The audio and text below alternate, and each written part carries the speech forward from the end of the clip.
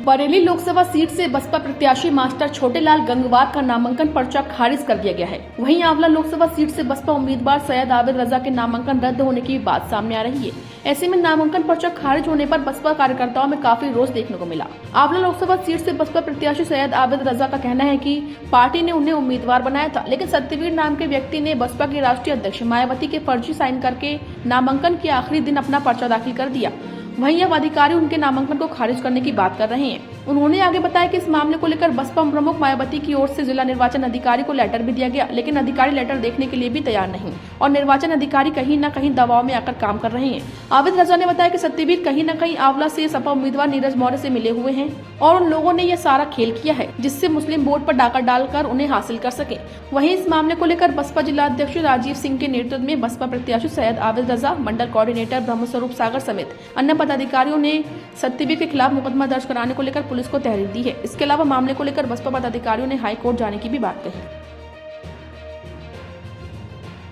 ये मामला ये, पहले तो मैं एक लेटर दिखा रहा हूँ जो फर्जी पर्चा दाखिल करा था सतवीर जी ने, उसके खिलाफ बहुजन समाज पार्टी की राष्ट्रीय अध्यक्ष बहन कुमारी मायावती जी ने जिलाधिकारी और जो निर्वाचन अधिकारी हैं उन दोनों को लेटर लिख के ये कहा है कि वो फर्जी सिग्नेचर है, फर्जी स्टैंप लगाइए।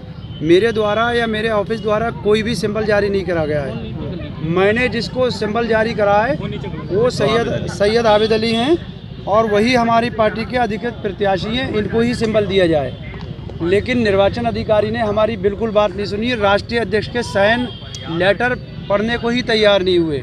कहीं ना कहीं से उन पर शायद दबाव है या कोई और बात है, कोई ना कोई वजह है जो उन्होंने जिसके साइन है, जो सिंबल जारी करती हैं, वो लेटर लिख रही हैं कि हमारे प्रत्याशी सैयद आबिद अली, उसके बाद अधिकारी मानने को तैयार नहीं है। अब इसमें क्या कर सकते हैं। नीरज मौर्य भी जलालाबाद के रहने वाले हैं और ये सतवीर जी भी जलालाबाद के रहने वाले हैं। इसमें कोई बड़ा खेल हुआ है, मोटा खेल हुआ है।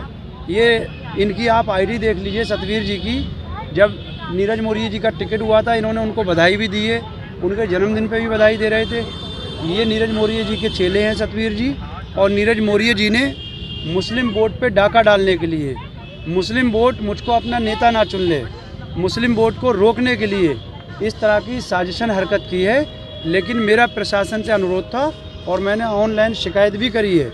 अभी मैं लेटर भी दूंगा बहन जी का, जो बहन जी ने मुझको अधिकृत प्रत्याशी बताया, कल लेटर जारी करा है।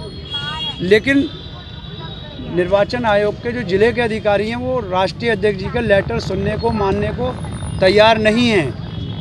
ये मुझे शिकायत है। आपका पर्चा कैंसिल कर दिया क्या उन्होंने? मेरा पर्चा कहा कि हम आपका पर्चा कैंसिल करने की बात कही है, लेकिन 3 बजे तक अभी हम लोग देख रहे हैं। 3 बजे से बारे में क्या कहा? उनको सही माना है? उनको सही माना है। अब उनको कैसे, जब स्पष्टीकरण हमारी राष्ट्रीय अध्यक्ष लिख रही हैं कि मैं सही हूँ, तो समझो निर्वाचन अधिकारी उनको सही कैसे मान सकता है। क्या करेंगे अब आप? कहाँ जाएंगे? हम इसके खिलाफ जाएंगे? नहीं, हाई कोर्ट भी जाएंगे, सुप्रीम कोर्ट भी जाएंगे। क्या पार्टी को संज्ञान में दिया इस चीज़ के लिए? पार्टी के संज्ञान में दिया, ये राष्ट्रीय अध्यक्ष ने तभी तो लेटर लिखा है। भाई हमारी राष्ट्रीय अध्यक्षा ने ये लेटर लिखा है मुझको, पर निर्वाचन अधिकारी मुझको नहीं मान रहा है। जब वो राष्ट्रीय अध्यक्ष जी के लेटर को नहीं मान रहा है तो उसके सतवीर के सिंबल को क्यों मान रहा है? हम लोग यहाँ FIR कराने आए हैं और FIR उस व्यक्ति के खिलाफ कराने आए हैं जो बहुजन समाज पार्टी का फर्जी सिंबल लगा करके उसने पर्चा दाखिल किया आंवला लोकसभा क्षेत्र से, और प्रशासन ने भी उसी सिंबल को वैलिड मानते हुए उसका पर्चा वैध कर दिया और हमारे पार्टी के असली प्रत्याशी को उनका पर्चा निरस्त कर दिया। कहीं ना कहीं ये साजिश भी है। हालांकि हमने उस सतवीर नाम के व्यक्ति के खिलाफ FIR के लिए अभी तहरीर दी है जिलाध्यक्ष जी की तरफ से, और उस पर हमें हालांकि इंस्पेक्टर साहब से बात हुई, उन्होंने कहा कि शाम तक उस पर FIR हो भी जाएगी। उन्होंने हमें आश्वासन दिया और उसकी रिसीविंग भी हमें दी है। हम उसी FIR के लिए यहाँ आए। FIR दर्ज हो गई है? FIR अभी दर्ज नहीं हुई है, उन्होंने तहरीर ले ली है, तहरीर हमने रिसीव करके दे दी है और ये इंस्पेक्टर साहब ने कहा है कि उस पर हम शाम तक तहरीर आपको FIR करके दे देंगे।